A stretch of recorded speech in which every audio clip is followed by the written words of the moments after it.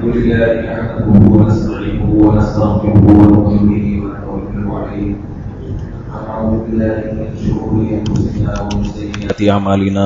تھوڑا سا اور بڑھا دیں اس کو. اما بعد فاعوذ بالله من الشيطان الرجيم. بسم الله الرحمن الرحيم. يا ايها الذين اوتوا الكتاب امنوا بما نزلنا مصدقا لما معكم من قبل ان نطمس وجوها فنردها على ادبارها. سورہ نساء کی آیت نمبر 47 ہو گیا بھئی. ایک بندہ مستقل پتنگیں اڑانے کے لیے چاہیے, ہٹانے کے لیے.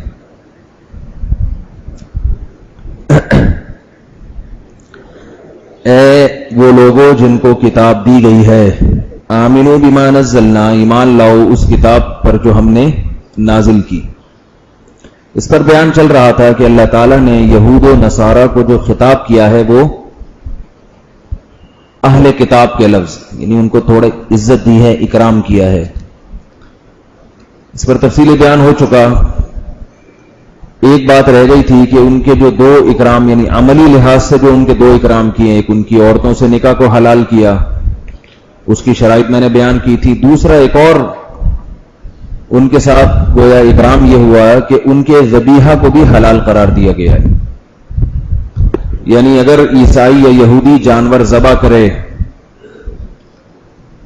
اور وہ اللہ کا نام لیں اس جانور پر, تو وہ بھی ہمارے لیے حلال ہے. عیسائی اور یہودی کے علاوہ کسی اور غیر مسلم کا ذبیحہ ہمارے لیے حلال نہیں ہے, چاہے وہ اللہ کا نام لے اس پہ. لیکن اس کے لیے بھی ضروری ہے کہ واقعی عیسائی ہو یا واقعی یہودی ہو. بالکل کمیونسٹ ذہن کے لوگ ہوتے ہیں, دہریے ہوتے ہیں, کسی مذہب کو نہیں مانتے, تو ان کا ذبیحہ حلال نہیں ہے. مگر آج کل اس میں احتیاط ضروری ہے. اس کا تھوڑا سا اہتمام کر لینا چاہیے کہ آپ جو کچھ خرید رہے ہیں, یعنی جس جانور گوشت جب آپ خرید رہے ہیں تو تھوڑا سا, یہ نہیں کہ وہمی بن جائیں. وہمی بنیں گے اپنا بھی نقصان کریں گے, ہمارا بھی نقصان کریں گے, فون کر کر کے دماغ کھا جائیں گے.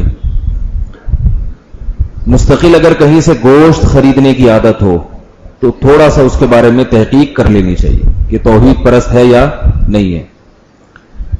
یہ یاد رکھیں کہ مسلمانوں میں اگر کوئی مشرک ہے پکا ڈھکا, اس کا ذبیحہ حلال نہیں ہے, کیونکہ وہ اہل کتاب جیسا نہیں ہے بلکہ ان سے بدتر ہے.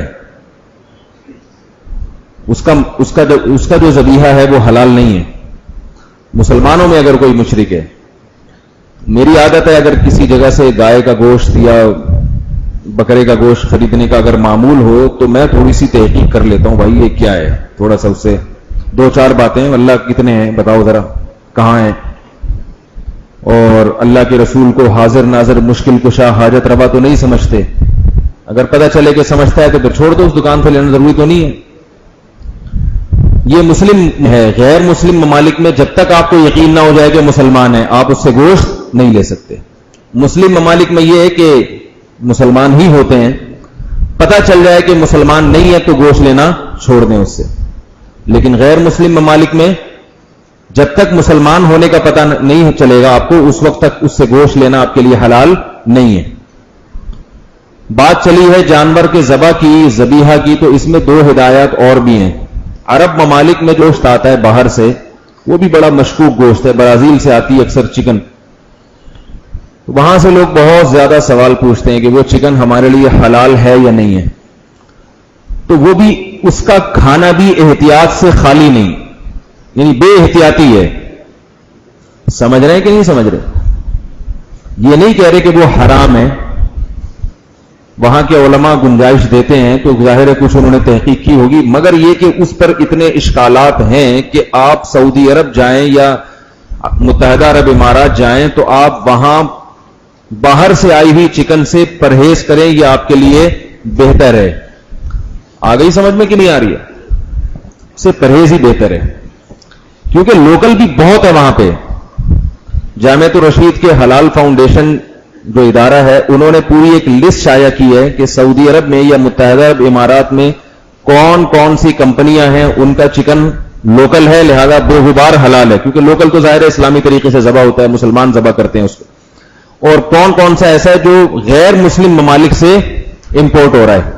تو پوری ایک لسٹ ہے, وہ لسٹ میرے پاس بھی واٹس ایپ پہ موجود ہے, تو میں اپنی ویب سائٹ پہ ڈال دوں گا اس کو, یا فیس بک پہ ہم لوگ ڈلوا دیں گے اس کو, تو کسی نے بھی یہ ہو تو وہاں جو ہے نا اس کو ایک نظر دیکھ لیا کرے, اس سے آسانی ہو جاتی ہے. آسٹریلیا میں یا دوسرے ممالک میں جو لوگ رہتے ہیں ان کے لیے بڑے مسائل ہیں. مشینی ذبیحہ ہوتا ہے وہاں. مشینی ذبیحہ کا مطلب یہ ہے کہ وہ بس بٹن دبا دیا, ساری مرغیاں خود بخود ہی آٹومیٹک کٹتی رہتی ہیں, اس بٹن پہ ایک دفعہ تکبیر پڑھ لیتے ہیں. یہ کافی نہیں ہے. وہاں ممالک میں رہنے والے لوگ, ان کو چاہیے ذرا احتیاط سے کام لیں.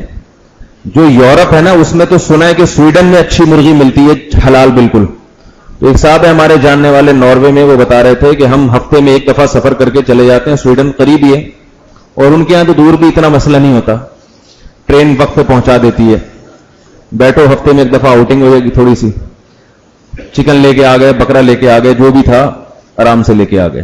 تو تھوڑی سی آپ تحقیق کریں گے, ہر جگہ آپ کو خالص حلال مل جائے گا.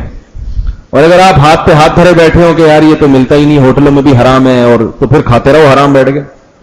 کیونکہ وہاں ہوٹلوں میں اتنا بڑا مسئلہ ہوتا ہے کہ اگر وہ چکن آپ حلال طریقے سے بھی دو گے تو وہ پکائیں گے اسی برتن میں جس میں انہوں نے خنزیر پکایا ہے تھوڑی دیر پہلے. جس برتن میں سور پک رہا ہے, جس برتن میں کتا بن رہا ہے, جس برتن میں بلی پکائی جا رہی ہے, اسی برتن میں بغیر دھوئے. وہ لوگ کھانے سے پہلے ہاتھ نہیں دھوتے, تو برتن کہاں سے دھوئیں گے؟ وہ ہاتھ نہیں دھوتے وہ لوگ. وہ ان کے لیے انہوں نے یہ نکالا ہوا ہے حل کہ ایک ٹیشو پیپر ہوتا ہے, اس پہ کیمیکل ہوتا ہے, وہ ٹیشو پیپر آپ کو جہاز میں دے دیا جاتا ہے, اس سے آپ اپنے ہاتھ پوچھ لیتے ہیں. ہمارے ایک دوست دبئی میں گئے, وہ بڑے حیران تھے کہ یہ فلپینی لوگ ہاتھ نہیں دھوتے, کیمیکل والا رومال اپنے ہاتھ پہ ملتے ہیں. تو ان کو کیا کمبختی آئی ہوئی ہے کہ جا کے 2 منٹ کے لیے ہاتھ دھو لو. تو میں نے ان کو تاریخ بتائی, میں نے کہا غیر مسلموں میں کھانے سے پہلے ہاتھ دھونے کا رواج تھا ہی نہیں.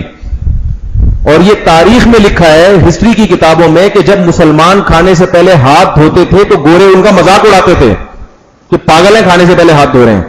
ان میں رواج ہی نہیں تھا. ان کو ڈاکٹروں نے بتایا کہ اس سے بیماریاں آتی ہیں ہاتھ دھوئے بغیر کھانا کھانے سے. تو بیماریوں سے بچنے کے لیے پھر یہ پریشان ہوئے, ورنہ ان میں ہاتھ دھونے کا کوئی تصور نہیں تھا, ایسے ہی کھاتے تھے. یہ تو میڈیکل سائنس نے جب ترقی کی, ان کو بتایا کہ تم چلو صفائی نہیں کرو لیکن بیماریاں تو نہ پیدا کرو نا.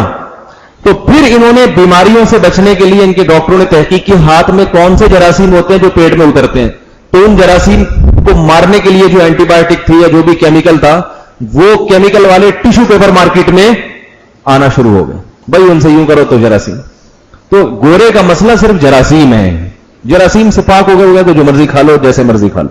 تو چونکہ ان میں رواج ہی نہیں ہے ہاتھ دھونے کا, اس لیے یہ بہت بڑی ان کو ایک مصیبت لگتی ہے کہ واش روم جا کے بیسن پہ ہاتھ دھو, اتنی ٹینشن. تو وہ جہازوں میں آپ نے دیکھا ہوگا وہ بانٹ دیتے ہیں ٹیشو پیپر, اسی سے یوں کر لو سب سیٹ ہو جائے گا. ہمارے مہمانوں میں دیکھیں کتنی بیچاروں کو ٹینشن ہوتی ہے, لوٹا لے کے آتے ہیں, اس کے نیچے ایک برتن ہوتا ہے, اس سے سب کا ہاتھ دھلاتے ہیں, یا اس کو واش روم میں لے کے جائیں گے, پردہ کرانا پڑتا ہے گھر میں. گورے کے پاس اتنا ٹائم نہیں ہے, اس نے ترقی کرنی ہے, بہت آگے تک جانا ہے. تو کیا کہہ رہا تھا میں جب کسی چیز کو بہت زیادہ فوکس کرتا ہوں نا تو پورا دماغ ادھر کو چلا جاتا ہے, میرا ادھر سے ہٹ جاتا ہے جو بات لے کے چل رہا. بعض دفعہ مجھے ایسا ہوتا ہے, کل میں نے جمعے کا بیان کیا تو ایک بات میں رہ گئی ادھوری, کہیں دوسرا طرف چلا گیا, پھر اس بات کی طرف میں آنے کے لیے میں نے بہت سارے لوگوں سے پوچھا, لوگوں نے نہیں بتایا. مجھے وہ عشاء کی نماز کے بعد یاد آیا, عشاء کی نماز کے بعد یاد آئی کہ یہ بات تھی جو میں آگے لے کے چلنا تھا. تو وہ اس کو نہ پکڑ کے رکھا کریں. تو ان کے ہاں جو ہے نا ذبیحہ کی بات ہو رہی تھی کہ بھئی جانور ذبح کر کے کھانا, تو وہ تو اسی برتن میں کتا بھی بن رہا ہے, بلی بھی بن رہی ہے, مچھلی بھی بن رہی ہے. ان کے ہاں تو وہ ہاتھ نہیں دھوتے, تو پلیٹ کہاں سے دھوئیں گے وہ؟ اگر آپ ان کو جا کے سمجھائیں گے نا اس میں خنزیر ہے, تو آپ پلیز اس خنزیر میں مجھے مسور کی دال پکا کے دیں اس پلیٹ میں, لیکن اس کو پہلے دھو لیں. تو وہ دھوئیں گے نہیں. بہت زیادہ کیا تو ممکن ہے کوئی اسپرے کر دیں جس سے خنزیر کے جراثیم مر جائیں. سمجھ میں آ رہی ہے بات؟ وہ یہ کر دیں گے. دھونے دانے کا سیٹ اپ ان کے ہاں اگر ہوتا تو واش روم میں ہوتا نا سب سے پہلے, جو سب سے اہم ترین جگہ ہے, سب سے زیادہ گندگی وہاں ہوتی ہے. وہاں جب نہیں ہے, وہاں ٹیشو پیپر چل رہا ہے, تو باقی کہاں چلا گیا میرے بھائی؟ باقی تو پھر ہاتھ دھونا تو بہت دور کی بات. تو ان ملکوں میں رہنے والے شخص پر لازم ہے کہ وہ حلال کا تجسس کرے, تلاش کرے, اور ٹھیک ہے ٹینشن تو ہوگی آپ کو, لوگ کہتے ہیں بڑا مشکل ہے, تو بھائی پھر غیر مسلم ممالک میں رہ بھی تو رہے ہو نا, آپ کافروں کے بیچ میں رہ رہے ہو تو مشکلات تو ہوں گی نا. اسلامی ریاست میں آ کے رہو, کوئی مشکل نہیں ہے, جاؤ جس مرضی ہوٹل میں گھسو. ہم کیسے آرڈر دیتے ہیں, یار لے آ بھائی 1 کلو کڑھائی لے آ, کبھی تفتیش نہیں کرتے. میں پتا ہے جس نے ہوٹل والا بھی مسلمان, جہاں خریدا وہاں بھی مسلمان, خالص حلال کھانے کو الحمدللہ ملتا ہے. البتہ پنجاب میں سنا ہے کہ چند سالوں تک باقاعدہ گدے کھائے گئے ہیں, وہ غلط فہمی کی بنیاد, اور وہ بھی سب نے نہیں کھائے ہوں گے. تو اس لیے بس اتنی تحقیق کر لیا کریں, ہوٹل والے سے پوچھا کریں بھائی گائے کا ہی ہے نا, کوئی اور چیز نہیں ہو. یہ باقاعدہ ہوا ہے, پہلے تو ہم مذاق سمجھ رہے تھے, کیونکہ گدے جب سے ایکسپورٹ ہونا شروع ہے نا, گدوں کی کھال, تو گدے کٹ کٹ کے کھلائے گئے ہیں. سنا ہے پنجاب حکومت نے کوئی پھر ایکشن لیا تو اس کی وجہ سے. تو کراچی میں بھی اس طرح کیا گیا ہے. تو وہمی نہ بنے, لیکن یہ کہ ایسا ہو جاتا ہے بے خیالی میں, وہ اللہ معاف کرنے والا ہے. تو میں یہ عرض کر رہا تھا, ایک غلطی تو یہ کہ یورپ امریکہ میں جو لوگ رہتے ہیں وہ حلال کی بعض دفعہ فکر چھوڑ دیتے ہیں, تو ان کو فکر کرنی پڑے گی. گوشت کھانا ہے تو خالص حلال کھانا پڑے گا, یا پھر ویجیٹیرین بن جائے وہاں جا کے.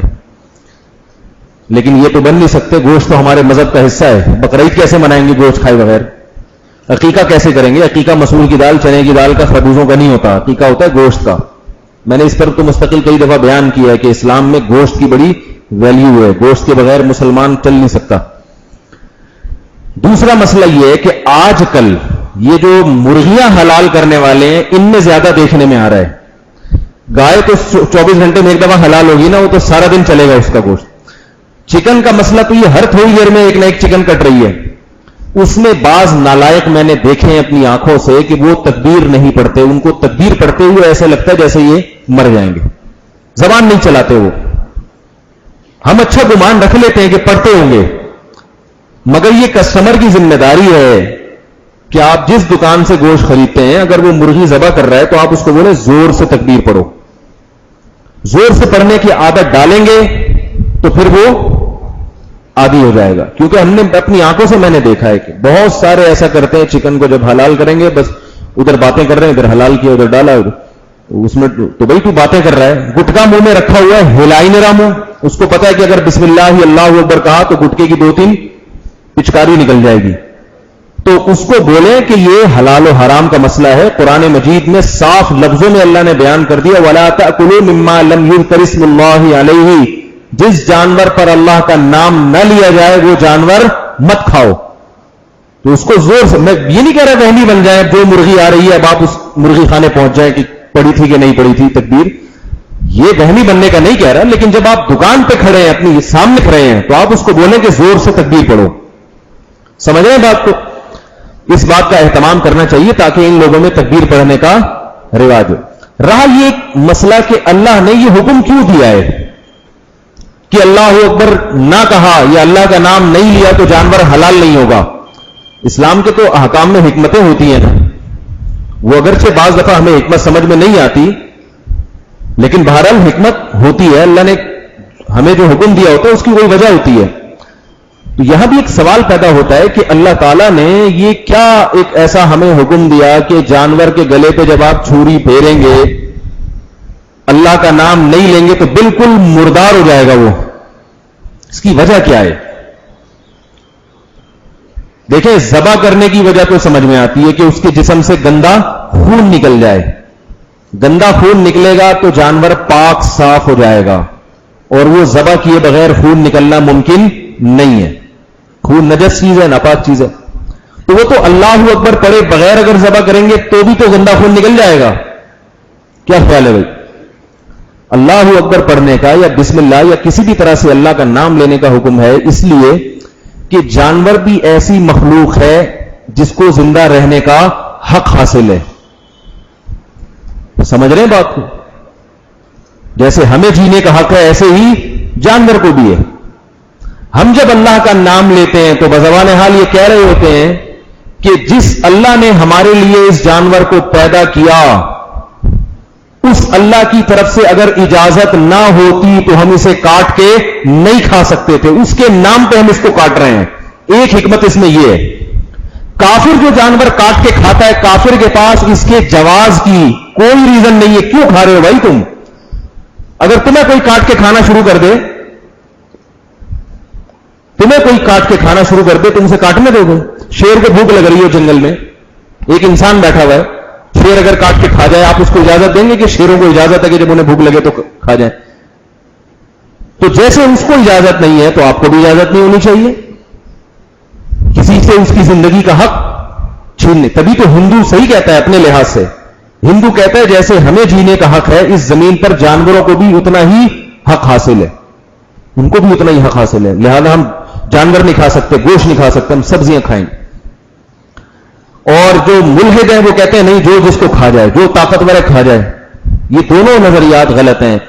اللہ نے اس کے رسول نے بتایا کہ جانور بھی اللہ نے تمہارے لیے حلال قرار دیا ہے، تو اس لیے تم کھاتے ہو، کیونکہ اللہ کو یہ اجازت ہے کہ وہ کسی کو بڑا مقام دے دے، کسی کو چھوٹا مقام دے دے، کسی کو کسی کی خوراک بنا دے، یہ اللہ کی طرف سے اجازت.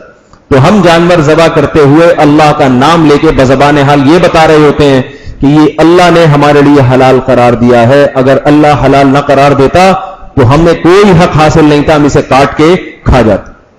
دوسری حکمت یہ ہے کہ دنیا میں جہاں بھی شرک ہوا ہے اس شرک میں ایک قسم یہ بھی تھی کہ اپنے پیروں کو، مرشدوں کو خوش کرنے کے لیے ان کے نام پہ جانور کاٹنا، جانور کی جان لینا، بھیٹ چڑھانا جسے کہتے ہیں اتنے بکرے حضرت جی کے مزار پہ بھیٹ چڑھا دیا. تو وہ اپنے بتوں کا نام لے کے جانور کاٹا کرتے تھے. اور یہ شرک آج بھی ہے، فلاں کے نام پہ، فلاں کے نام پہ، فلاں کے نام پہ. تو اسلام نے شرک کو دنیا سے ختم کرنے کے لیے کہا کہ کسی انسان کے نام پہ کبھی بھی جانور نہیں کاٹا جائے گا. انسان کو آپ اتنی عزت دے ہی نہیں سکتے کہ اس کو خوش کرنے کے لیے کسی جانور کی جان لی جائے. بات آ رہی ہے سمجھ میں؟ کیونکہ یہ جانور اللہ نے پیدا کیے ہیں، اللہ کی مخلوق ہیں، تو اللہ کو خوش کرنے کے لیے تو ان کی جان لی جا سکتی ہے، کیونکہ اللہ کو تو ویسے ہی اختیار ہے، آپ نہ بھی کاٹیں تو اللہ اس جانور کو موت دے دے. نہیں آ رہی سمجھ میں؟ تو رہنے دیتے ہیں بھائی، کیا خیال ہے بھائی؟ اللہ کو تو اختیار ہے نا، وہ جب چاہے جس کی زندگی لے لے. آپ کو تھوڑی اختیار ہے کہ آپ کسی کو قتل کر لیں یا کسی جانور کو مار دیں. تو آپ تو جانور کو بعض دفعہ اس لیے مارتے کہ وہ آپ کو نقصان پہنچا رہا ہوتا ہے. مشرکین اس لیے جانور کو مارتے تھے اپنے پیر صاحب کو خوش کرنا کہ ان کے نام پہ ہم نے اتنے جانوروں کی جان لی ہے. تو اس سلسلے کو بھی اسلام نے ختم کیا کہ جانور جب کٹے گا تو سوائے اللہ کے نام کے اس پر کسی اور کا نام نہیں لیا جائے گا. یہ بتانے کے لیے صرف اللہ کو خوش کرنے کے لیے کاٹا جا رہا ہے، اللہ کے علاوہ کسی مخلوق کو خوش کرنے کے لیے نہیں کاٹا جا رہا. اب یہاں جو ہے نا غیر اللہ کے نام پہ جانور ذبح کرنا، اس میں دو جہتیں ہیں، یہ دو مسئلے خلط ملط ہو جاتے ہیں.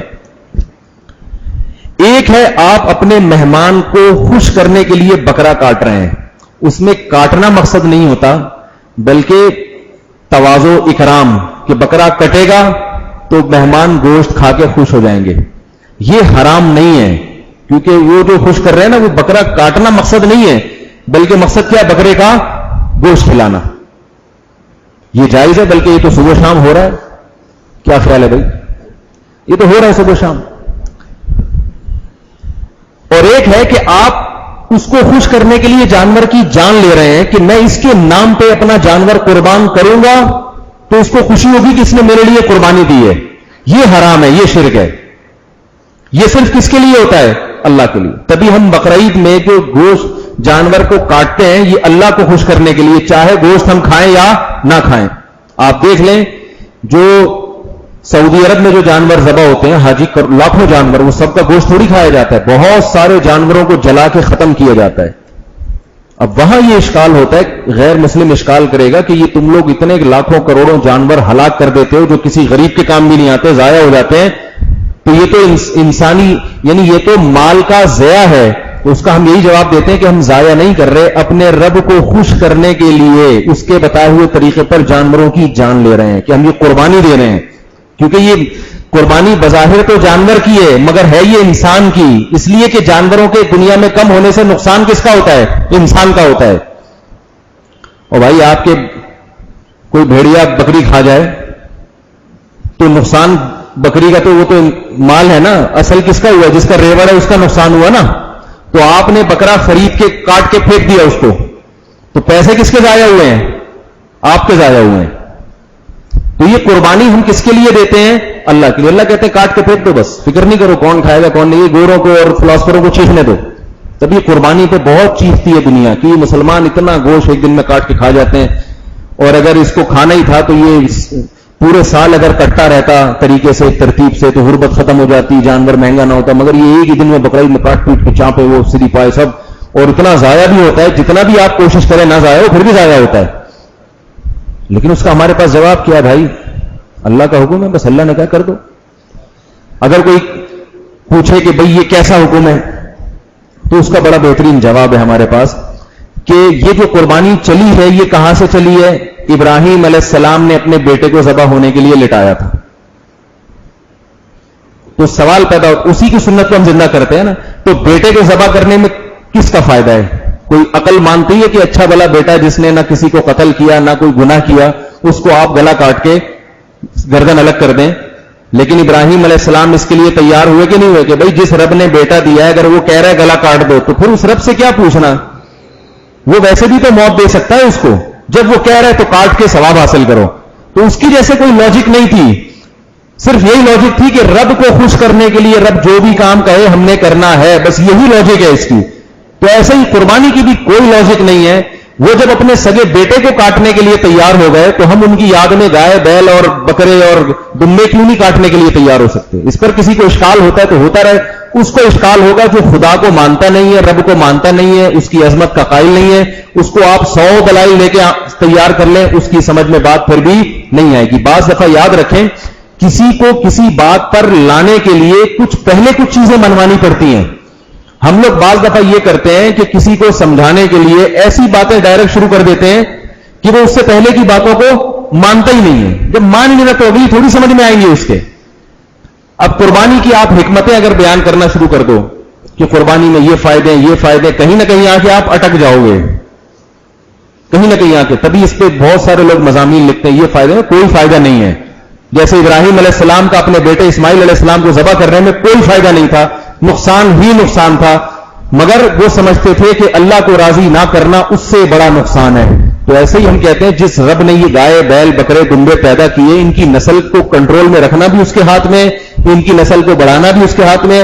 اگر ہم یہ سوچ کے ان کو کاٹنا چھوڑ دیں گے کہ بھئی یہ کم نہ ہو جائے کہیں, تو پھر اللہ کہے گا کہ میں پیدا کرنا بھی تو کم کر سکتا ہوں. نہیں یاری میرا خیال ہے بات سمجھ. اللہ کہے گا میں یہ بھی تو کر سکتا ہوں کہ ان کی نسل ہی پیدا نہ کروں, اور یہ پیدا بھی تو میں نے کیے, یہ میں نہیں دیا. ایک بادشاہ آپ کسی فقیر کو بلائے, کسی بھکاری کو فقیر کو بلا کے اس کو 2 سونے کے ڈلیاں دے, سونے کی 2 ڈلیاں دے, سونے کے سکے دے, اور کہا جاؤ گٹر میں پھینک دو. بھکاری کہے یہ میں کیوں پھینکوں بھائی, یہ تو میرا ہے. تو وہ سیٹ صاحب کیا کہیں گے, تجھے دیا کس نے ہے یہ؟ ٹھیک ہے میں نے دیا نا, اب تو گٹر میں پھینک دے. میں نے جب پہلی دفعہ تجھے دیا تو دوبارہ بھی دے سکتا ہوں. اور وہ اپنا بینک دکھائے کہ دیکھ اتنے میرے پاس سونے کے سکوں سے یہ بینک بھرا ہوا ہے, کمرہ بھرا ہوا ہے, تو یہ 2 سکوں کی کوئی اوقات نہیں ہے. تو بیوقوف ہے وہ آدمی جو ان سکوں کو لے کے بیٹھا رہے اور کہ نہیں میں یہ تو پھینکوں گا تو ضائع ہو جائیں گے. تو جس کے قبضے میں خزانے ہیں وہ کہہ رہا ہے ضائع ہونے کی فکر نہ کرو, کاٹ کاٹ کے پھینکتے رہو, میں پیدا کر دوں گا. تو اور اللہ نے پیدا کر بھی دیا. اتنے کاٹ کاٹ کے ہم پھینکتے رہتے ہیں, مگر کمال کی بات یہ ہے کہ پھر بھی سب سے زیادہ ہمارے ملکوں میں ہی ہے. اسلامی ملکوں میں جتنا زبردست گوشت ملتا ہے نا, بڑے کا اور چھوٹے کا اور ساری چیزوں کا, ایسا گوشت آپ کو پوری دنیا میں کہیں بھی نہیں ملے گا. ان کے ہاں کٹتا نہیں ہے اتنا, پھر بھی فارمنگ ہوتی ہے تو کھاتے ہیں وہ. بہت مشکل ہے بھائی, مسئلہ بڑا. بس دیکھو کینیڈا میں اتنا نہیں کٹتا, امریکہ میں اتنا نہیں کٹتا, مگر ان کو دیسی گائے دیکھنے عجائب گھر میں رکھنے کے لیے بھی نہیں مل رہی. ان کی گائے ویسے ہی ہوتی ہے جیسے فارمی مرغی, 6 مہینے میں وہ 2 دانت کی ہو جاتی ہے. وہاں سے لوگ ہم سے مسئلہ پوچھتے ہیں کہ مسئلہ تو یہ ہے کہ گائے 2 سال کی ہو تو قربانی جائز ہے. کہتے ہیں ہم اگر 2 سال تک کا انتظار کریں یہ تو مر جاتی ہے 2 سال میں. وہاں ہم چپکے فتوا دیتے ہیں کہ 6 مہینے کی بھی چلے گی, حالانکہ یہ کسی اصول پہ یہ فتوا اترتا نہیں ہے, کیونکہ وہ 6 مہینے میں عاقل بالغ ہو جاتی ہے. وہاں کی گائے 6 مہینے میں 2 دانت نکل آتے ہیں اس کے. لیکن ظاہر ہے جو 2 سال میں جانور تیار ہونا تھا وہ اگر 6 مہینے میں ہو رہا ہے اس میں وہ غذائیت تھوڑی ہوگی, اس میں وہ لذت تھوڑی ہوگی. وہ تو فارمی مرغی ہے, جیسے فارمی مرغی جناب اتنی جلدی, تو 2 سال والا جانور اگر اتنے جلدی ہو جائے گا تو وہ ظاہر ہے وہ فارمی خوراکیں کھا کھا کے, کیونکہ وہ کہتے ہیں کہ ہماری آبادی اتنی ہے کہ ہم گوشت کی جو وہ ہے نا ریکوائرمنٹ وہ پوری نہیں کر سکتے جب تک جانوروں کی فارمنگ نہ ہو, ان کو انجیکشن نہ لگے. اور ہماری آبادی بھی زیادہ ہے, کٹا بھی بے تحاشا ہے, مگر پھر بھی ہمیں الحمدللہ بالکل دیسی بکرے کھانے کو ملتے ہیں. وہی جو اپنا ٹائم پورا کر کے بڑے ہوتے ہیں, جوان ہوتے ہیں, گھاس پھوس کھا کے اتنا ٹائم بےچارے چل چل کے ٹھیکنے ہو جاتے ہیں. وہ تو ان کا جانور اگر اتنا چلے جتنا ہمارا جانور چل رہا ہے تو وہ ویسے ہی چھوٹے ہو جائیں گھس گھس کے, ہمارے پھر بھی چل چل کے بڑے ہو جاتے ہیں. تو یہ اللہ بتا رہا ہے اپنے بندوں کو کہ جس کے ہاتھ میں خزانے ہیں برکت بھی اسی کے ہاتھ میں ہے, تم اس کے حکم کو پورا کرو گے تو میں کمی نہیں ہونے دوں گا اور خزانے بھرتا چلا جاؤں گا. عقل سے سمجھ میں آپ یہ گوشت دیکھ لو نا, میں ایک دفعہ یہاں کمیلا گیا, وہاں سے میں نے کہا چلو تازہ تازہ گوشت لے کر آتے ہیں, تو میں حیران, روزانہ اتنی بچیاں کراچی میں کٹ رہی ہیں روزانہ, اور یہ بچیا کو تیار ہونے میں کتنا ٹائم لگتا ہے, 1.5 سال یا کم از کم سال تو لگے گا نا, سال لگے گا اس کو تیار ہونے میں. اور گائے نے بچے کتنے دینے, سال میں 1, تو یہ سال میں 1 بچہ ہو رہا ہے اور وہ کٹ رہا ہے اتنا زیادہ, تو یہ کہاں سے آ رہا ہے؟ یہ کہ فیکٹریاں تو نہیں لگی ہوئی ہیں کہ پائے وائے جوڑ جاڑ کے پورا بچڑا بنا دیتے ہو, ایلفی سے کاٹ پیٹ کے جناب الگ کر دیتے ہو. بس یہ اللہ کی قدرت ہے. اللہ بتا رہے ہیں کہ فکر نہ کرو, میرے حکم پہ کاٹ رہے ہو, برکت دوں گا میں اس میں. تو میں یہ عرض کر رہا تھا کہ یہ دوسری چیز جو ہے نا کہ اس کو ذرا زور سے تکبیر پڑھوایا کریں. تو اسلام نے غیر مسلموں میں جو یہود و نصارہ ہیں ان کو 2 چیزیں دی ہیں, ایک یہ کہ بھئی ان کی عورتوں سے نکاح حلال, اور دوسری کیا چیز ہے, ان کا ذبح کردہ ذبیحہ حلال. سنا ہے کہ یہودی ذبح کر کے کھاتے ہیں واللہ عالم, اور ذبح کرنے کی میں جو اللہ کا نام لیا جاتا ہے اس میں 2 حکمتیں, کہ شرک کی نفی ہو. اچھا ایک چھوٹی سی بات آخر میں رہ گئی کہ اگر کوئی شخص جانور پہ نام تو اللہ کا لیتا ہے مگر نیت اس کی یہ ہے کہ میں اپنے پیر صاحب کو خوش کرنے کے لیے کاٹ رہا ہوں, تو 100 دفعہ بھی اللہ کا نام لے لے پھر بھی وہ جانور حرام کا حرام ہی رہے گا. سمجھ رہے؟ پھر 100 دفعہ بھی اللہ کا نام لے لے اس سے وہ جانور حلال نہیں ہوگا, وہ حرام مردار بن جائے گا وہ. لیکن اگر نیت یہ ہے کہ میں جانور اللہ کو خوش کرنے کے لیے اور پیر صاحب کو گوشت کھلانے کے لیے, یعنی پیر صاحب گوشت کھا کے خوش ہو جائیں گے, وہ پھر جائز ہے. وہ تو پیر صاحب ہی کیسے ہو جو یعنی کٹتے ہوئے بکرے دیکھ کے خوش نہ ہو. تو پیر صاحب جو 2 نمبر قسم کے پیر ہوتے ہیں, 1 نمبر کی بات نہیں کر رہا, وہ تو اسی وجہ سے تو ہوتے ہیں. وہ آپ کو کیا بتاؤں کہ کیا باتیں ہیں آج کل, ٹھیک ہے. تو مجھے تو بعض جگہ سے دھمکیاں ہلکی پھلکی ملنا شروع ہو گئی. میں نے جو ہمارے محلے میں پیر ہے وہ ماشاءاللہ اس کے بکرے آپ دیکھ لو, تو میں نے اس کے خلاف بیان کیا, میں نے کہ 1 وقت کی نماز نہیں پڑھتا یہ, اور جناب وہ ڈیفنس اور کلفٹن سے لوگ آ رہے ہیں اس کے پاس دم کروانے کے لیے. پھر وہ چینل تبدیل ہو جائے گا, روحانی والوں پہ آ جائے گا. روحانی والا تو نماز بھی پڑھ رہا ہو نا پھر بھی فراڈی ہے. تو یہ نہ سمجھے کہ وہ نماز نہیں پڑھتا تو اس لیے اچھا ہے, نماز پڑھے گا تو بھی 2 نمبر ہے وہ, کیونکہ یہ نمازوں کو کیش کراتے ہیں پھر اپنی. اور ایک چھوٹی سی بات میں کر دوں, جمعے کے بیان میں بھی میں نے یہ بات کہی ہے, دوبارہ ریپیٹ کر رہا ہوں, لوگوں کے نظریات درست نہیں ہیں, یہ ذہن میں رکھیں دینداروں کے. میں نے دیکھا بے دین آدمی اعمال میں کمزور ہوتا ہے مگر عقیدے میں مضبوط ہوتا ہے. جہاں دین پہ آئے, کسی بزرگ سے تعلق ہوا تو کچھ نہ کچھ فنی خرابی عقائد کے معاملے میں آتی ہے, کچھ نہ کچھ فنی خرابی آئے گی تھوڑی سی. وہ کیسے آتی ہے؟ جس سے آپ کو عقیدت ہوتی ہے نا, اس کے بارے میں آپ کچھ سمجھتے ہو کہ یہ کچھ وہ چیزیں اندر کی جو اللہ اور وہ روحانیت سے متعلق کچھ ایسی ٹیکنیکل چیزیں یہ جانتا ہے جو ہمیں نہیں پتا, یا اس کو مشکلات کے کچھ ایسے حل قدرت کی طرف سے آتے ہیں, کچھ ایسا ان کا لنک ہے جو ہمیں نہیں معلوم. یہ بڑا مسئلہ ہے بھائی. کسی کو بزرگ بناؤ, کسی کو عالم سمجھو, کسی کو نیک سمجھو, لیکن ہے وہ تمہارے جیسا ہی محتاج ہے,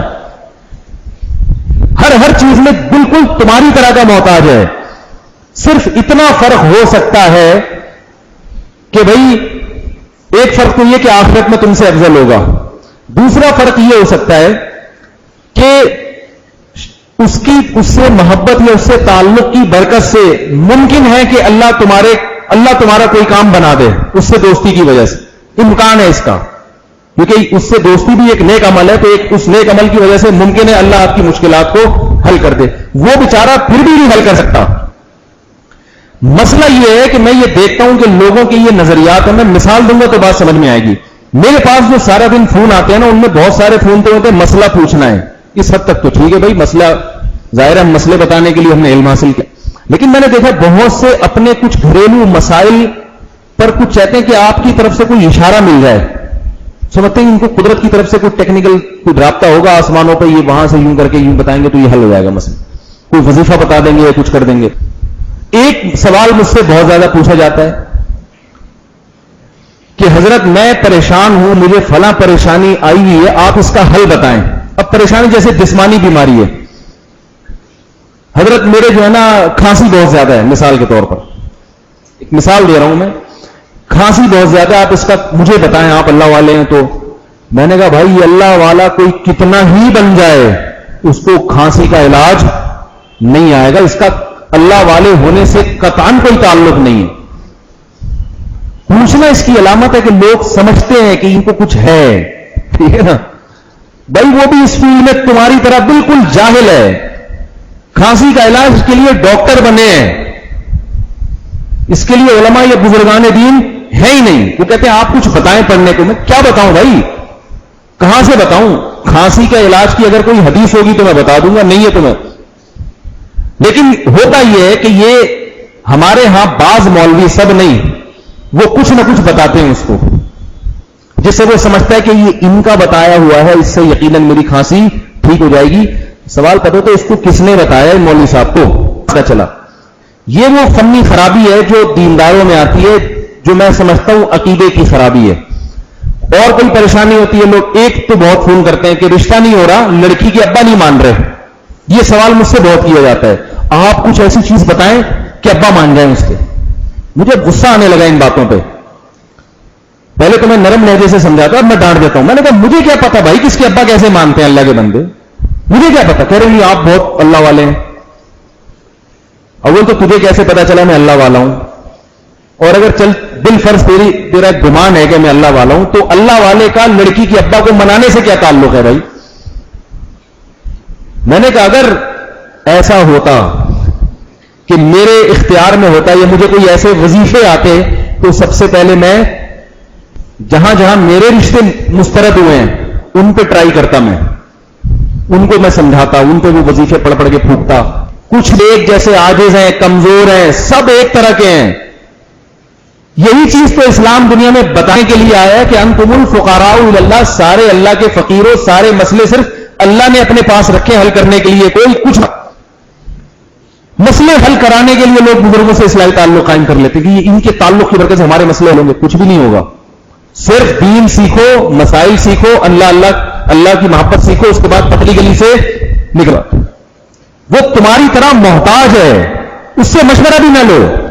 تعلق قائم ہے، اپنے شیخ سے مشورہ لیتے ہیں کہ میں یہاں شادی کر لوں یا نہیں کر لوں. خدا کی قسم تمہارے شیخ کو بالکل بھی پتا نہیں ہے کہ تمہارے لیے یہاں شادی مناسب رہے گی یا نہیں مناسب رہے گی. اس کو بالکل بھی اس کو اپنا پتا نہیں ہوتا.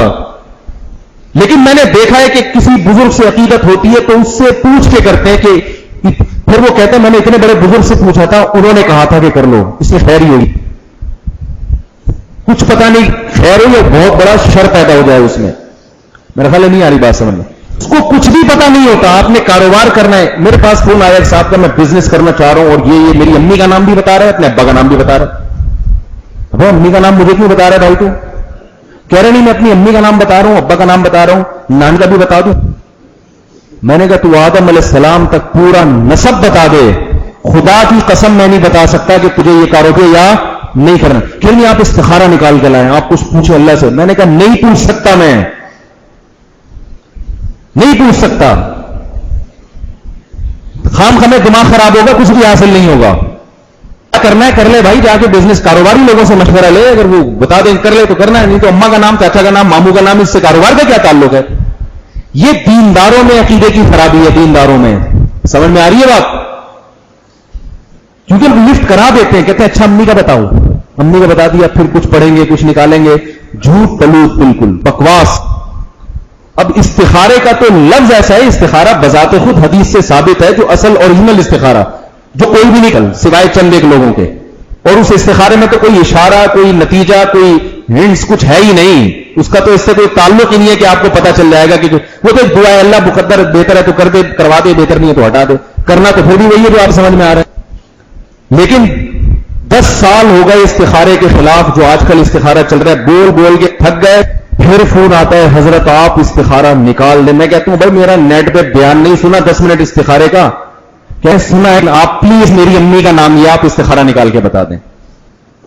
تو میں ان سے کہتا ہوں کچھ بھی نہیں نکلتا, کسی کی امی کا نام یا ابا, اس میں لوگ کہتے ہیں ماں کا نام زیادہ ضروری ہے, لوگوں کا ایک نظریہ ماں کا نام اس میں زیادہ, اس سے صحیح صحیح رپورٹ سامنے آئے گی. کچھ بھی نہیں آتا. ابھی ایک ہفتہ پہلے ایک صاحب کا فون آیا کہ میری بہن کے لیے ایک میرے کزن کا رشتہ آیا ہے, تو ہم نے کئی مولویوں سے نکلوایا استخارہ, سب کا نیگیٹو آ رہا ہے. میں نے کہا وہ کزن جو ہے دیندار ہے, کہہ رہے ہاں. میں نے کہا اس میں کوئی فنی خرابی تو نظر نہیں ہے, یا کہہ رہے نہیں بظاہر تو کوئی ٹھیک ٹھاک صحیح ہے, مناسب. میں نے کہا ایسی کی تیسی, شادی کرو بہن کی. کہہ رہے نہیں وہ بہن کو بھی خواب آ رہے ہیں الٹے الٹے. میں نے کہا آئیں گے, جب آپ نے ڈرا دیا اس کو تو اس کو بھی الٹے الٹے آئیں گے. تو میں نے کہا میں اپنی بات اگر بتاؤں, مجھے روزانہ چڑیل بھی خواب میں آتی نا, لیکن اگر کوئی اچھا رشتہ آئے میں کبھی بھی انکار نہیں کروں اس کا, چاہے روزانہ جن بھوت آ کے ٹکرے مار رہے ہو خواب میں, روزانہ کھائی میں گر رہا ہوں میں. ابے اچھے رشتے کو کون چھوڑتا ہے بھائی؟ آپ کو اچھا بزنس مل رہا ہو, اچھا مجھے ایک بات بتاؤ, کل تمہیں امریکہ کا گرین کارڈ مل رہا ہو اور رات تمہیں ساری رات چڑیل خواب میں بھوت اور زلزلے, چھوڑو گے ویزا؟ پھر کسی سے بھی نہیں پوچھو گے یار مجھے رات کو یار جہاز میں بیٹھ کے جاؤں گے نہیں جاؤں گا؟ ارے چھوڑ ایسی کی تیسی مولویوں کی, استخاروں کی, جنوں کی, چڑیلوں کی, ممکن ہے ایسے ہی کچھ آ گیا ہو خواب. تو یہ کیا مسئلہ ہے کہ وہاں تو آپ کبھی نہیں استخارے کو اتنی لفٹ کراؤ گے, یا کوئی اور اچھا کام جو آپ چاہ رہے ہو. اچھا جس کو عشق ہو جائے وہ استخاروں کو لفٹ نہیں کراتا, عشق ہو جائے نا کسی لڑکی سے, وہ مان جائے پھر نہیں استخارے گا, پھر تو جذبات غالب ہوں گے نا, وہ سب ایک طرف رکھا رہے گا. تو یہ بکواس ہیں جو آج کل کے استخارے ہو رہے ہیں, ان کی کوئی شرعی حیثیت نہیں ہے. رشتہ سمجھ میں آ رہا ہے ہاں کرو, نہیں آ رہا ہے تو نہ کرو, کسی سے پوچھو ہی نہیں. کسی کوئی مولوی تمہارے بارے میں یا کوئی پیر تمہارے بارے میں کچھ بھی نہیں بتا سکتا, پوچھو ہی نہیں. بعض لوگ پوچھتے ہیں کہتے ہمارے پیر صاحب نے کہا اس میں کوئی خراب, کیوں پیر صاحب سے پوچھا؟ ہم نے پوچھا. میں جتنا اپنے پیر کا معتقد ہوں آپ اتنے نہیں ہو گے. میں اپنے پیر صاحب جو میرے ابھی لائیو زندہ پیر ہے ماشاءاللہ, ان سے میں 15 سال سے بیٹھ ہوں, بلکہ 15 بھی نہیں زیادہ ہی ہو گئے ہوں گے, زیادہ ہی عرصہ ہو گیا, اور میں ان سے اتنی عقیدت کرتا ہوں جو واقعتاً جس کو عقیدت کہتے ہیں. میں نے آج تک کبھی شادی سے پہلے ان سے مشورہ نہیں لیا. مجھے پتا ان بیچاروں کو نہیں پتا ہوگا میرے بارے میں کہاں کرنی ہے کہاں نہیں کرنی ہے. اپنے گھر کے حالات میں زیادہ بہتر جانتا ہوں. نہیں یہ بات سمجھ میں میرا خیال. اور میری ایک زوجہ کا ان سے اصلاحی تعلق ہے, تو انہوں نے ان سے مشورہ لیا تھا, انہوں نے منع کر دیا, پھر بھی کر لی شادی, بچے ہیں ماشاءاللہ.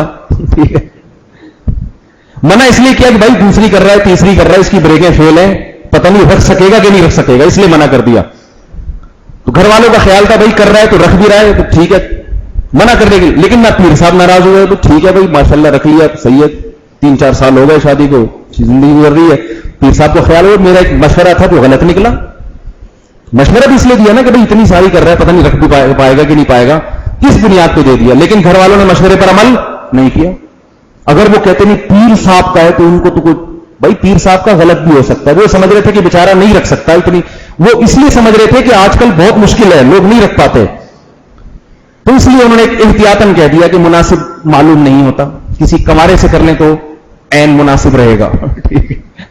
تو اس لیے میں مشورہ ہی نہیں لیتا, مجھے پتا ہے لوگ منع کریں گے, خام خواہ کرنا تو پھر بھی ہے.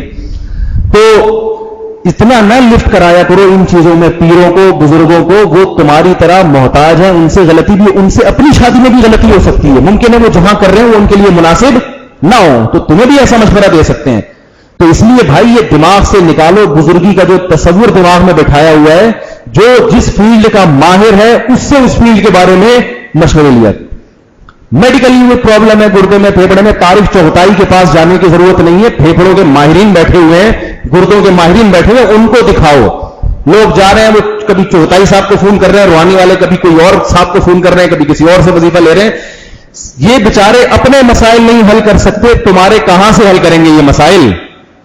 سمجھ رہے کہ نہیں سمجھ رہے؟ ایک بات میں اور بھی لوگوں سے کہتا ہوں, جب اپنے گھریلو مسائل بیان کرتے ہیں نا, مجھ سے کہتے ہیں کہ آپ حل کریں. میں کہتا ہوں میں اپنے گھریلو مسائل نہیں حل کر سکتا, میں تمہارے کہاں سے حل کروں گا؟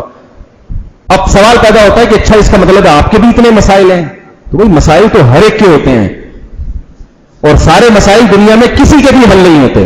ان مسائل سے سمجھوتا کرنا پڑتا ہے کہ بھائی یہ مسائل حل ہو گئے ہیں, یہ کر لو, یہ والے حل نہیں ہو رہے, ان کو ایسے ہی قبر میں جا کے خود بخود حل ہو جائیں گے. سارے مسائل تھوڑی کسی کے حل ہوتے ہیں, تو ان سے سمجھوتا کر لو بھائی یہ والے حل ہو رہے ہیں, یہ والے حل نہیں ہو رہے, تو جو ہو رہے ہیں ان کو حل کر لو, جو نہیں ہو رہے ان کے لیے کسی کو فون کرنے کی ضرورت نہیں ہے. ہاں جو جس فیلڈ کا ماہر ہے اس سے مشورہ لیا جا سکتا.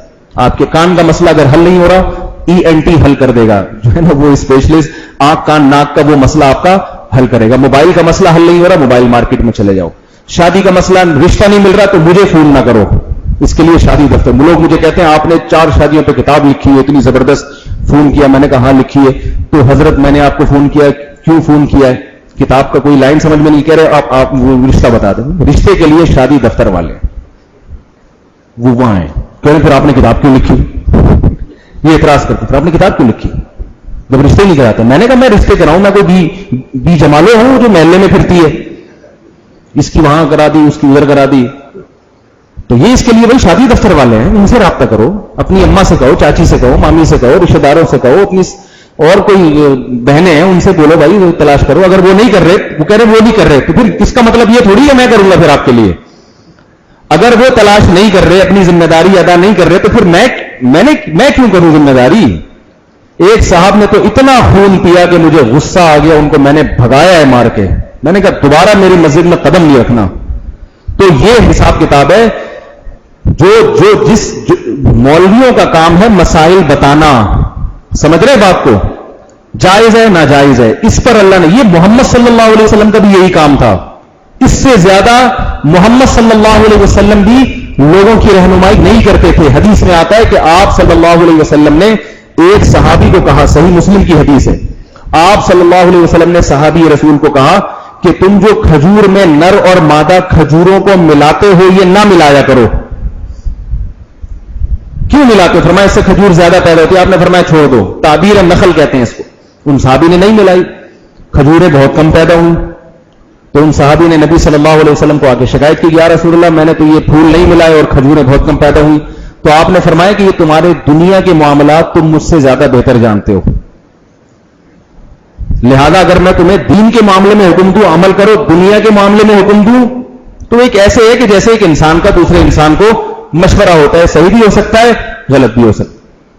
کتنی زبردست تعلیم دے دی نبی صلی اللہ علیہ وسلم. جب محمد صلی اللہ علیہ وسلم کا دنیاوی معاملے میں مشورہ غلط ہو سکتا ہے تو اور کون پیر اور کون مرشد جس کا لازمی صحیح ہو یا اس میں صحیح ہونے کا امکان زیادہ ہو؟ کوئی امکان زیادہ نہیں ہوتا. ہمیشہ مشورہ اس سے لیا جاتا ہے جو آپ کے معاملات کو جانتا ہو, گھریلو حالات کو جانتا ہو, اس سے اپنے مشورے لیا کریں. بزنس کے, کاروبار کے, شادی بیاہ کے, یہاں کروں کہ نہیں کروں, یہ سب وہاں سے مشورے لیا کریں. اس کے علاوہ سب ایک جیسے ہیں, صرف فضیلت اللہ نے تقوی کی بنیاد پر اور علم کی بنیاد پر دی ہوتی ہے. تو اس کی فضیلت کا مطلب اس کا احترام زیادہ کر لیں, بس باقی کچھ بھی نہیں ہے.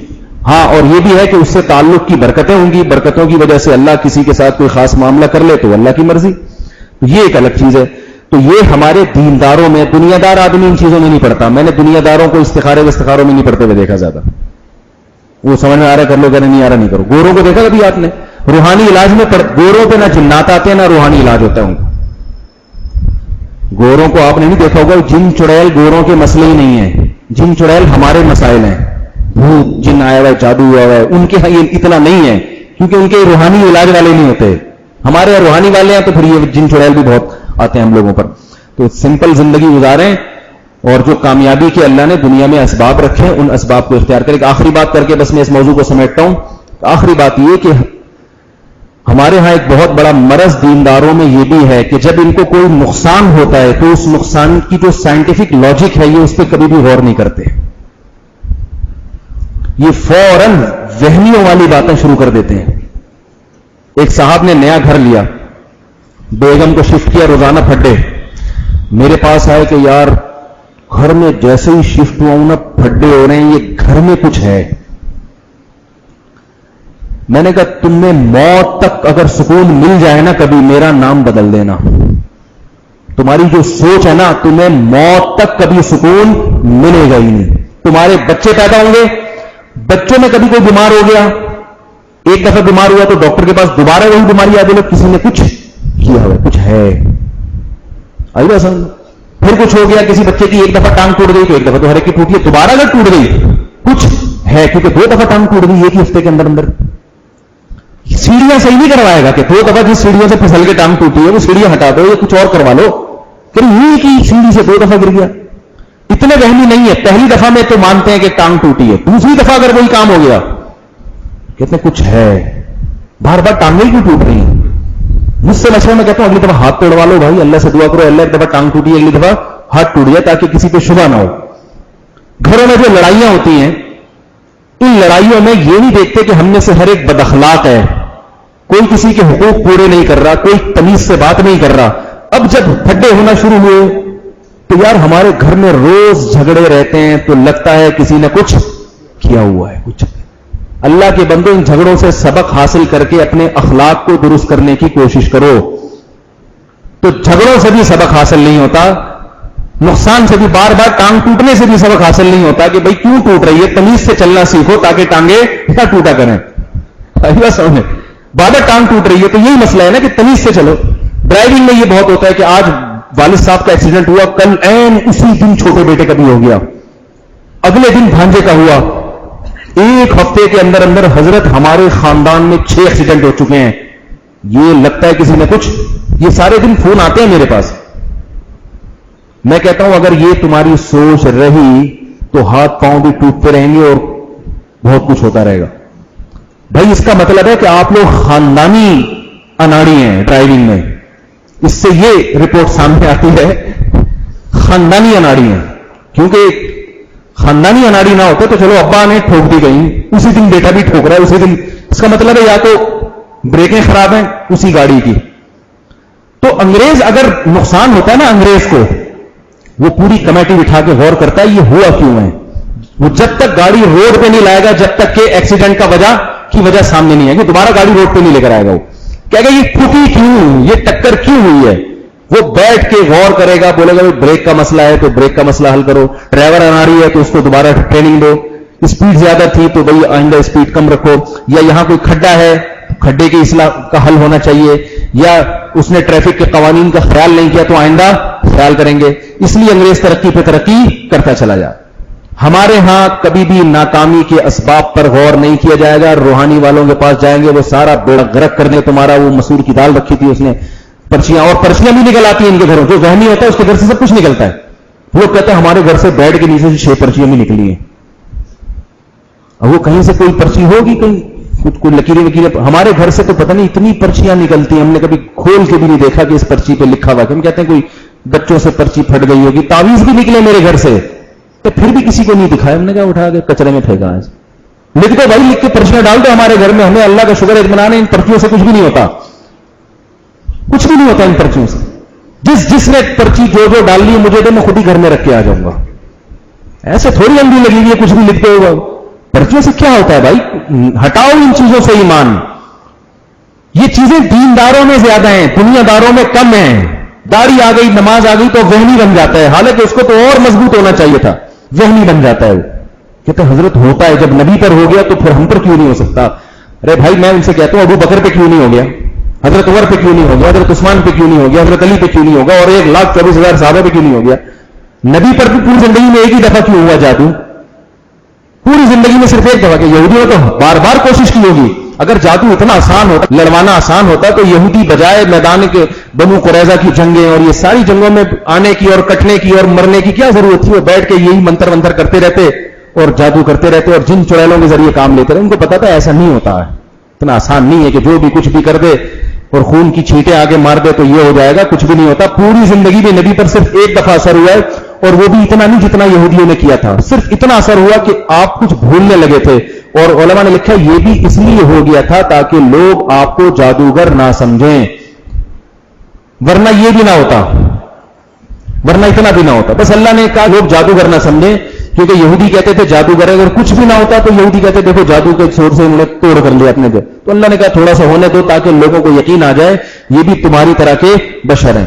ورنہ اتنا آسان ہوتا تو ابو بکر پہ نہیں ہوا, حضرت عمر پہ نہیں ہوا. بہت سارے ایسے واقعات ہیں, اتنا نہیں ہوتا جتنا لوگوں نے اس کو ہوا بنا لیا. فلاں بنیان پجامے اور شرٹیں سون کے الٹی سیدھی باتیں. پھر یہ بھی میرے صاحب قطر میں میرا بیان سنتے ہیں, بہت پکے ہو گئے تھے وہ, اور اتنے پکے ہو گئے, بڑے خوش ہو گئے کہ آپ نے میری بیوی کا جن اتار دیا. ایسے اتارا, میں نے کہا اپنی بیوی کو فلاں بزرگ کے پاس نہ لے کے جاؤ, بہت بڑا فراڈی ہے وہ. تو بزرگ کے پاس لے جانا چھوڑ دیا تو بیوی ٹھیک ہو گئی تھوڑے دنوں میں. تو میں نے کہا اس چیزوں کا جتنا علاج کراؤ گے اتنی ہوگی, علاج کرانا چھوڑ دو, بولے مر جائیں گے ایسے ہی ٹھیک ہیں, تو خود ہی ٹھیک ہو جاؤ گے. اتنا اچھا ہو گیا, ٹھیک ٹھاک ہو گیا. پھر کسی عامل سے اس کا تعلق ہوا, اس عامل نے جیب میں بتا دیا تم نے کون سی گھڑی رکھی ہوئی ہے, اب اس سے علاج کرا رہے ہیں. مجھے پاس فون آیا, حضرت اتنے بڑے بزرگ سے ملا ہوں میں, انہوں نے دیکھا بھی نہیں میری جیب میں, بتا دیا کہ کون سی گھڑی ہے, اس سے میں علاج کرا رہا ہوں. اور ان سے آپ بھی ملیں گے, بڑے متاثر ہوں گے. میں نے کہا اتنا بڑا فراڈی آدمی ہے وہ, بغیر دیکھے کہ تمہاری گھڑی بتا رہا ہے, اس کا مطلب بہت بڑا شعبہ باز ہے, بہت بڑا شعبہ باز. اس کے لیے بہت کلاکاری چاہیے, جو عام فراڈی یہ کام کر ہی نہیں سکتا. کہہ رہے نہیں بڑے بزرگ. میں نے کہا لعنت ہے ایسے آدمی پر, بزرگ کہاں سے ہو گیا؟ صحابہ سے بڑا کوئی بزرگ ہو سکتا ہے؟ صحابہ تو نہیں بتاتے تمہاری جیب میں کیا رکھا ہوا ہے, یہ کہاں سے بتا رہا ہے؟ اور میں نے کہا اس سے بڑے احمق تم ہو کہ اس نے تمہاری جیب میں گھڑی کا نام بتا دیا, اس کا تمہاری بیماری کے علاج سے کیا تعلق ہے؟ اس کا اس سے کیا تعلق کہ وہ تمہاری بیماری کا علاج بھی کر سکتا ہے؟ بھائی اگر بالفرض کسی نے کچھ بتا دیا کہ آپ نے فلاں رنگ کی ٹوپی پہنی ہوئی ہے بغیر دیکھے, تو اس کا اس سے کیا تعلق ہے کہ وہ آپ کی بیماری کا علاج بھی کر سکتا ہے؟ پھر میں نے ایک مثال دی, ہمارے محلے میں ایک صاحب تھے, دیوبندی ہیں, نیک ہیں, لیکن وہ یہ روحانی ٹوپی ڈرامے کرتے ہیں. انہوں نے کیا کیا, ایک صاحب کو بتایا فون پہ, ایک صاحب نے کہا کہ میرے ابا کو یہ بیماری, میرے ابا کا علاج کر دیں. تو وہ صاحب مجھے کہہ رہے ہیں کہ اس نے فون پہ اس بزرگ نے مجھے بتایا کہ تمہارے ابا نے نیلے رنگ کی شلوار پہنی ہوئی ہے, فون پہ بتا دیا. میں بڑا متاثر ہوا, واقعی نیلے رنگ کی شلوار پہنی ہوئی, ان بزرگ کو کیسے پتا چل گیا؟ تو میں نے کہا یوں سے علاج کراؤں گا میں نے اس سے کہا, میں نے کہا کہ آپ کے ابا کو کی بیماری کا آپ کے ابا کے پجامے سے کیا تعلق ہے؟ کسی نے نیلے رنگ کا پجامہ پہنا ہو یا پیلے رنگ کا پجامہ پہنا ہو, اس کا بیماری سے کیا تعلق کہ ان کو دل کی بیماری ہے, پھیپھڑوں کی؟ میں نے کہا اس پہ تو تحقیق کریں کہ اس نے بتا کیسے دیا. یہ تو ایک شعبہ ہے, کمال ہے, وہ بازی اس نے سیکھی ہے کہیں سے. لیکن اس سے بس یہی کرتب دکھوایا کریں آپ, پیسے کمائے کہ بھائی میں تمہیں ایک پارٹی میں لے کے جاؤں گا, تم بتا دینا فلاں نے کون سے رنگ کا انڈر ویئر پہنا ہوا ہے, یہ بتا دینا. اس پہ تمہیں سچ بتاؤ گے تو 100 روپے, 50 تمہارے 50 ہمارے. فلاں کے بتا دینا ٹوپی کیسی پہنی ہوئی ہے, فلاں کا بتا دینا فلاں نے پہنا ہوا بھی ہے کہ نہیں پہنا ہوا, یہ بھی پتا چل جائے گا نا. جب اس کو نیلے پیلے رنگ کا پتا چل رہا ہے تو یہ بھی تو پتا چلے گا. اس سے کیا ہوگا, پیسہ کمائیں گے. اس کام کے لیے تو یہ بندہ مناسب ہے. وہ الگ بحث ہے کہ وہ پیسہ حلال ہوگا یا حرام ہوگا, وہ الگ بحث ہے.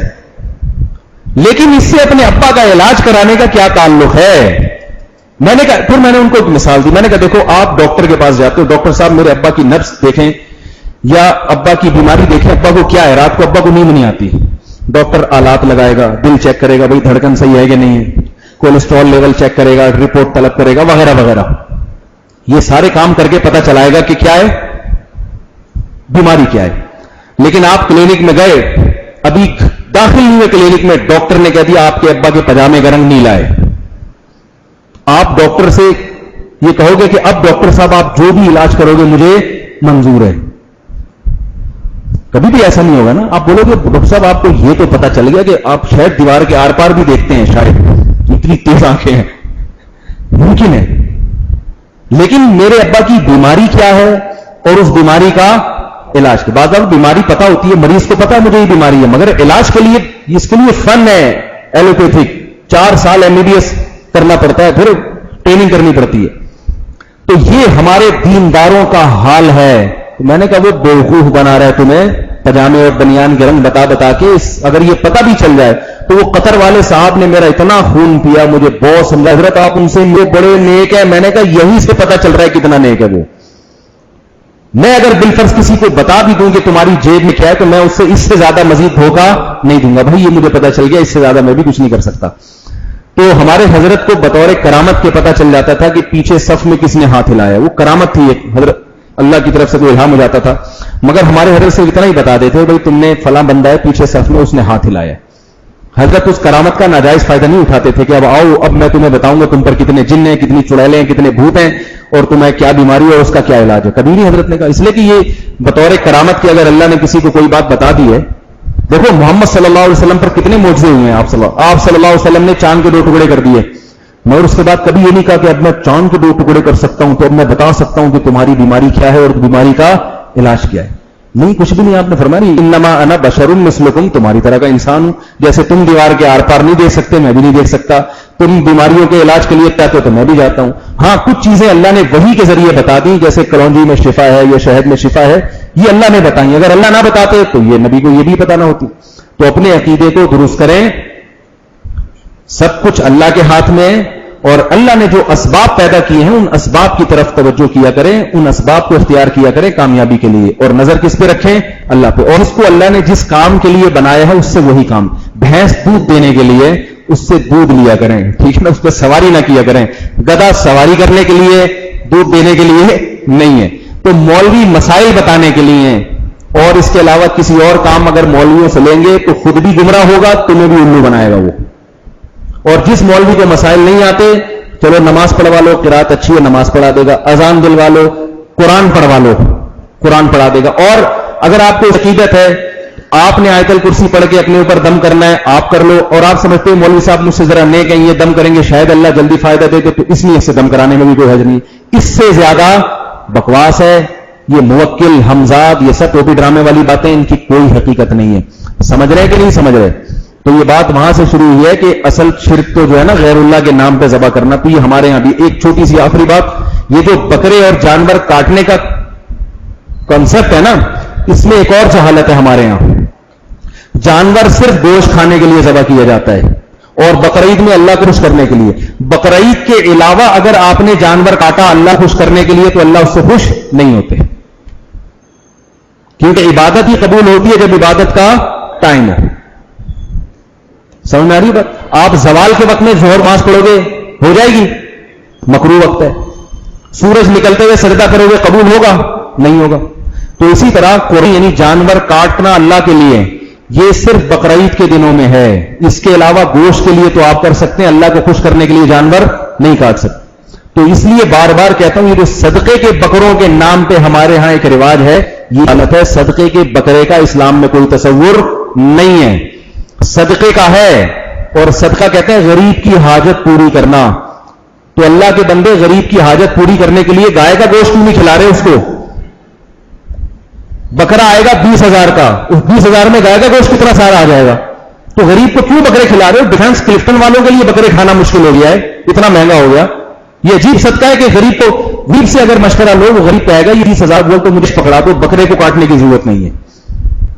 اور اگر آپ کہیں کہ کیش اگر پوری پکڑا دیے, گٹکا کھا جائے گا, اس پہ چرس پی جائے گا, میں چاہتا ہوں, تو وہ کیا کہے گا؟ راشن ڈلوا دو.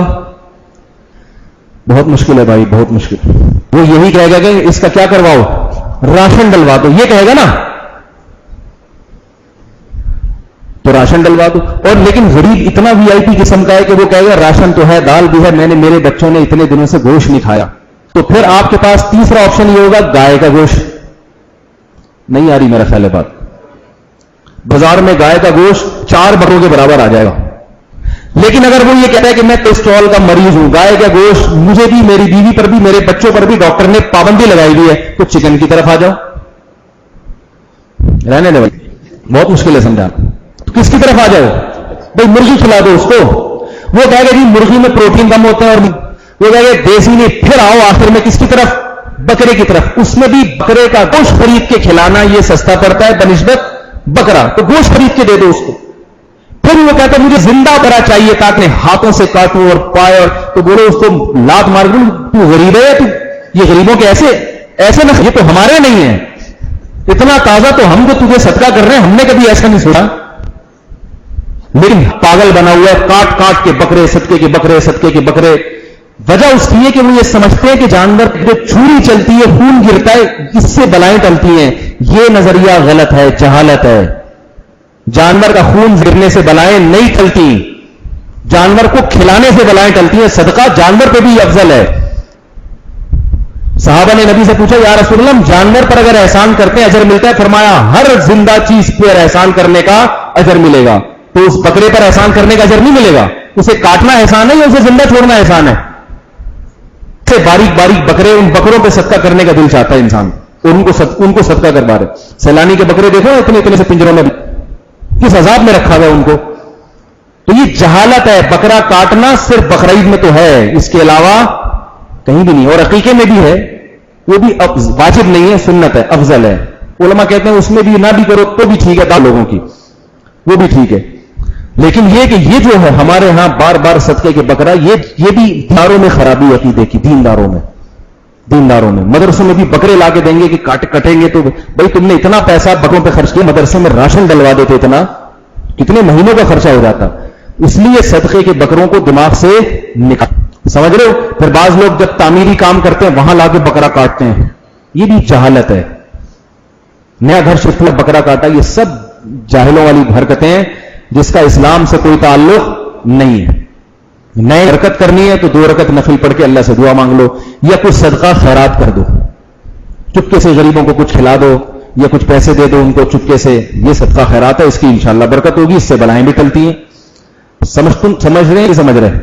اللہ تعالی ہم سب کو سمجھنے کی توفیق عطا فرمائے. یہ سارے عقیدے کی خرابیاں بکرے اور گائے اور یہ سب تھی جو میں نے آج تھوڑی سی بیان کر دی, اور یہ عملی خرابی نہیں ہے, یہ نظریاتی خرابی. اور اسلام میں عقیدے اور نظریے کی خرابی یہ زیادہ بری ہے بنسبت عمل کے. بدعملی بھی بری چیز ہے, مگر یہ جو ہمارے کانسیپٹ کلیئر نہیں ہوتے نا بہت ساری چیزوں میں, یہ زیادہ بری چیز ہے. تو آئندہ بکرا کاٹو گے بھائی, اس کا بہت بڑا نقصان ہو رہا ہے کہ بکروں کی قیمتیں آسمان. دیکھو بقرعید کے بکرے کی تو اللہ نے ذمہ داری لی ہے, جتنا مرضی کاٹو گے اور برکت دوں گا. بقرعید کے علاوہ اللہ کہتے ہیں کاٹو گے اپنے خرچے پہ کاٹو, میں نے تھوڑی کہا کاٹو.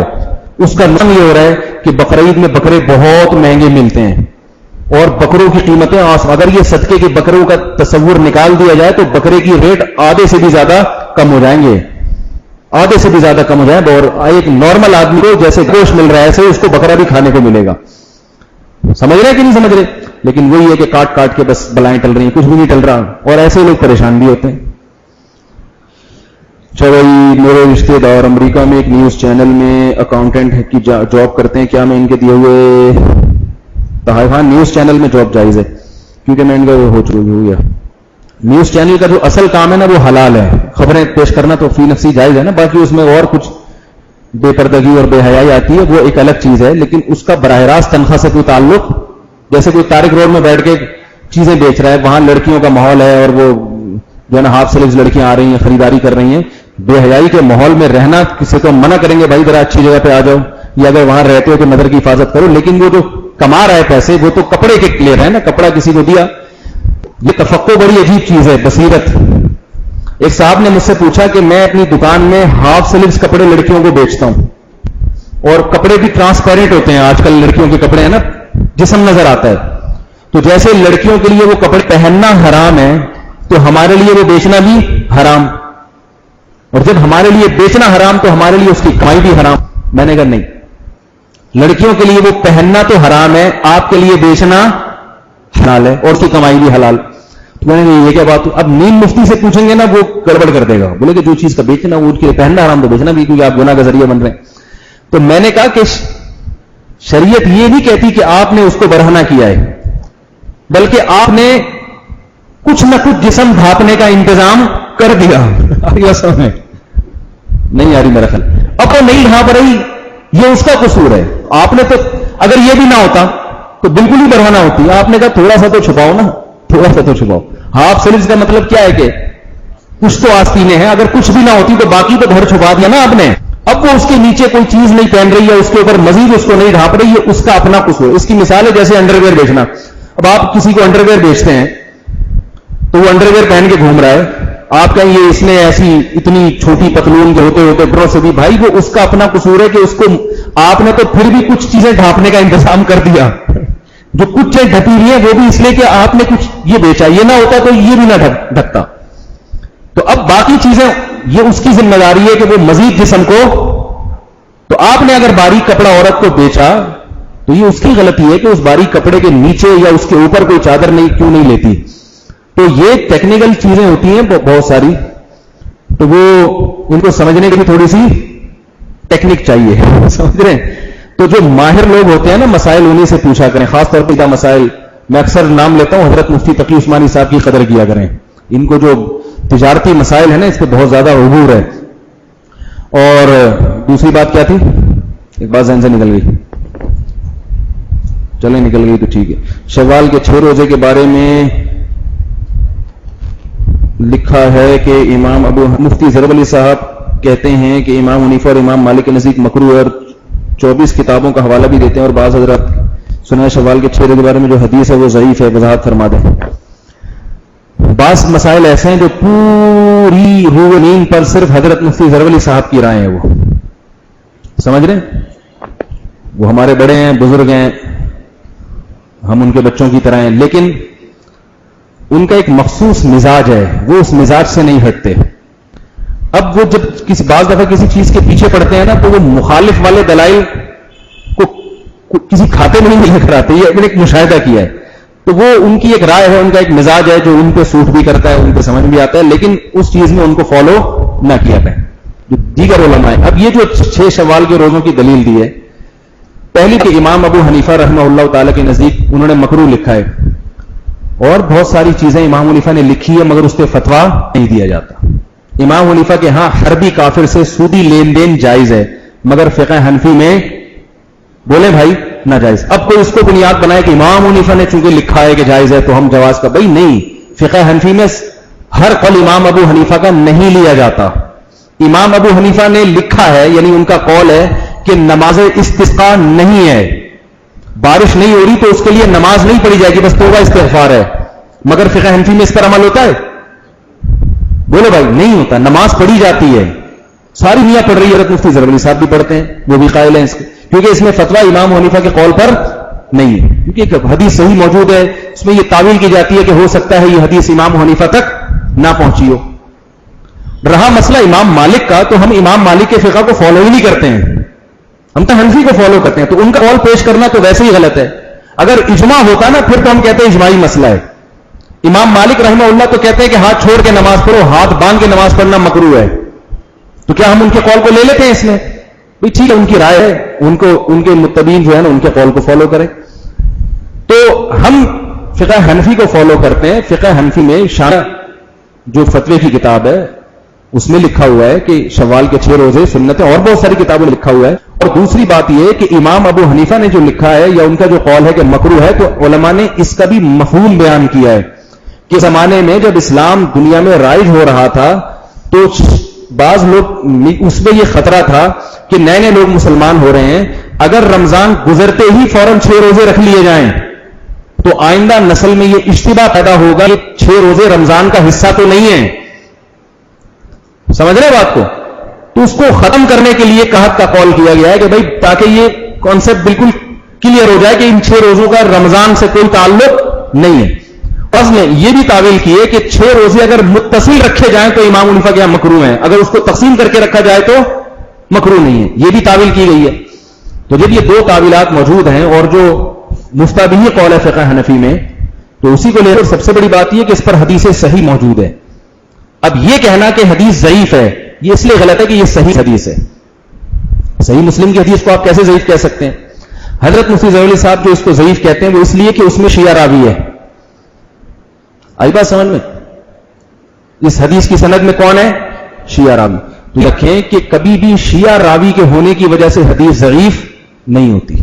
ایسے تو بہت ساری حدیثوں سے ہاتھ دھونے پڑ جائیں گے. بہت ساری روایتوں میں راوی شیعہ ہیں. آج کے شیعہ میں اور پرانے شیعہ میں بھی ایک تو فرق تھا. دوسری بات یہ کہ شیعہ ہونے سے یہ لازم نہیں آتا اس زمانے میں بھی کہ وہ لازماً جھوٹ ہی بول رہا ہو, ایسا نہیں ہے. حدیثوں میں اس کا اہتمام کیا گیا ہے کہ یہ باقاعدہ اصول حدیث میں یہ بات ہے کہ جو بدعتی راوی ہوگا اس کی حدیث بھی لی جائے گی اگر وہ ثقہ ہے, قابل اعتماد ہے, جھوٹا نہیں ہے. پہلے زمانے میں بہت سارے فرقے وجود میں آئے ہیں لیکن وہ جھوٹ نہیں بولتے تھے. نظریاتی بہت سارے لوگ میں نظریاتی خرابی ہوتی ہے مگر وہ بہت اچھے انسان ہوتے ہیں, جھوٹ نہیں بولتے وہ. تو حدیث میں یہ دیکھا گیا ہے کہ بندہ سچا ہے یا نہیں ہے، یہ نہیں دیکھا گیا کہ یہ اہل سنت میں داخل ہے یا نہیں. معتزلہ لوگوں کی حدیثیں بھی لی گئی ہیں، خوارج سے حدیثیں بھی لی گئی ہیں. یہ دیکھا گیا ہے کہ آدمی 2 نمبر نہ ہو. ہاں، بدعتی کی وہ حدیث جس سے اس کے مسلک کی تائید ہو رہی ہے وہ نہیں لی جاتی. سمجھ میں آ رہی ہے بات؟ کیونکہ اس میں یہ امکان ہے کہ اس نے اپنے مسلک کی حمایت میں کہیں حدیث نہ گڑھ لی ہو. محدثین کا اصول ہے کہ شیعہ ہو یا بدعتی ہو، اس کی وہ روایت جس سے اس کے مسلک کی تائید ہو رہی ہے وہ روایت قبول نہیں کی جائے گی. تو 6 روزوں سے شیعہ مذہب کا کوئی تعلق، بولو نا بھائی، نہیں ہے. یعنی شیعہ راوی کیوں حدیث گڑھے گا؟ کیونکہ اس سے اس کے مسلک کی بھی تائید نہیں ہو رہی. تو اس لیے یہ بالکل بے غبار طور پر ایک چیز ثابت ہے. شوال کے 6 روزے حضرت مفتی ظفر علی صاحب ہمارے لیے قابل احترام ہے. ہم بچے ہمیں تو یہ بات کرتے ہوئے بھی شرم آ رہی ہے، لیکن یہ چونکہ اکابر ہی کی بات کو نقل کرنے کی، یوں سمجھیں کہ میں بڑوں کی بات کو نقل کرنے اتنے اعتماد سے بات کر رہا ہوں. میں خود نہیں کبھی ان سے سامنے اس طرح بحث کر سکتا یا ان کی رائے پر ایسے رد کر سکتا. تو بات ان پہ چل پڑی ہے تو 2-4 ان کے اور بھی مسائل بیان کر دوں جس میں لوگ بہت زیادہ ہمیں فون کرتے ہیں. ایک تو وہ یہ بھی کہتے ہیں کہ وطر فل پڑھنا حرام ہے. ایسی بھی کوئی بات نہیں ہے. وطر کو آخری نماز بنانے کا حکم ہے نبی کا، مگر یہ بالاتفاق بالاجماع استحبابی حکم ہے، وجوبی حکم نہیں ہے. تو وطر اگر آپ جلدی پڑھ لیں تو رات کو تہجد بھی پڑھ سکتے ہیں. وطر کے سے پہلے بہتر ہے کہ پہلے نمازیں پڑھ لیں جتنی، مگر آخری کیا ہے، بہتر ہے وطر کو بنائیں. لیکن اگر کسی کو اٹھنے کا خطرہ ہے رات کو، سونے کا خطرہ ہے کہ آنکھ لگ جائے گی، تو پہلے پڑھ لے، بعد میں تہجد پڑھ لے. وہ اسی طرح وہ یہ بھی کہتے ہیں کہ تراویح کی اجر لینا بھی جائز ہے. باقاعدہ ان کے ہاں جو تشکیلیں ہوتی ہیں قاریوں کی، وہ باقاعدہ پہلے سے سیٹ کرتے ہیں کہ اتنے میں پڑھاؤں گا. یہ بالکل حرام ہے، بالکل ناجائز ہے. ان کے کوئی مرید ان کا حوالہ دے کے ان کے فتوے پر عمل کرتا ہے تو میں اس سے کہتا ہوں کہ ان کے فتوے پر آپ کے لیے عمل جائز نہیں ہے، کیونکہ آپ ساری امت کو چھوڑ رہے ہو. حضرت رشید احمد گنگوئی رحمۃ اللہ علیہ، مولانا علی تھانوی رحمۃ اللہ علیہ، اور جتنے ہمارے اکابر ہیں، دارالعلوم کرنگی ہے، جامعۃ الرشید ہے، بنوری ٹاؤن ہے، لاہور کا صرف افراد نہیں ہے، پورے اداروں سے فتویٰ نکل رہا ہے کہ تراویح کی اجرت لینا حرام ہے. حضرت مفتی ظفر علی صاحب کی بات کی تو تعویل کر دی جائے گی، بھئی ان کو جو سمجھ میں آیا بیان کیا، مگر آپ اتنے ہزاروں سینکڑوں علماء کو چھوڑ کر ان کے فتوے کو کیوں فالو کریں؟ آپ سے تو قیامت میں سوال ہوگا نا. اس لیے تراویح کی اجرت لینا بھی صورت میں جائز نہیں ہے، سب اتفاق ہے. اس سے دلائل کیا ہے وہ ایک الگ موضوع ہے.